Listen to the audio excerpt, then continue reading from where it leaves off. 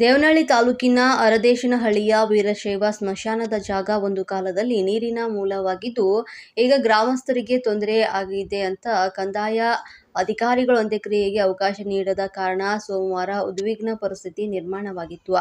ಸ್ಮಶಾನಕ್ಕೆ ಶವವನ್ನು ಅಂತ್ಯಕ್ರಿಯೆಗೆ ಕೊಂಡೊಯ್ಯುತ್ತಿದ್ದಂಥ ಕುಟುಂಬಸ್ಥರು ಮತ್ತು ಗ್ರಾಮಸ್ಥರನ್ನ ಸೋಮವಾರ ಪೊಲೀಸರು ತಡೆದಾಗ ತಳ್ಳಾಟ ನಡೆಯಿತು. ಹೃದಯಾಘಾತದಿಂದಾಗಿ ಮೃತಪಟ್ಟಂತಹ ಗ್ರಾಮದ ವ್ಯಕ್ತಿಯೊಬ್ಬರು ಅಂತ್ಯಕ್ರಿಯೆಗೆ ಸಿದ್ಧತೆ ಮಾಡಲಾಗಿತ್ತು. ಗುಂಡಿ ತೋಡಿ ಅಂತ್ಯಕ್ರಿಯೆಗೆ ಸಿದ್ಧತೆ ನಡೆಸಲಾಗಿತ್ತು. ಆದರೆ ಅಂತ್ಯಕ್ರಿಯೆಗೆ ಹೊರಟಿದ್ದವರನ್ನ ಪೊಲೀಸರು ಮಧ್ಯದಲ್ಲಿ ತಡೆದ ಕಾರಣ ವಾಗ್ವಾದ ನಡೆಯಿತು. ಅದಾದ ಬಳಿಕ ಪರಸ್ಪರ ತಳ್ಳಾಡಿಕೊಂಡರು. ಒಂದು ಸ್ಥಳದಲ್ಲಿ ಕೆಲ ಕಾಲ ಬಿಗುವಿನ ವಾತಾವರಣ ನಿರ್ಮಾಣವಾಗಿತ್ತು.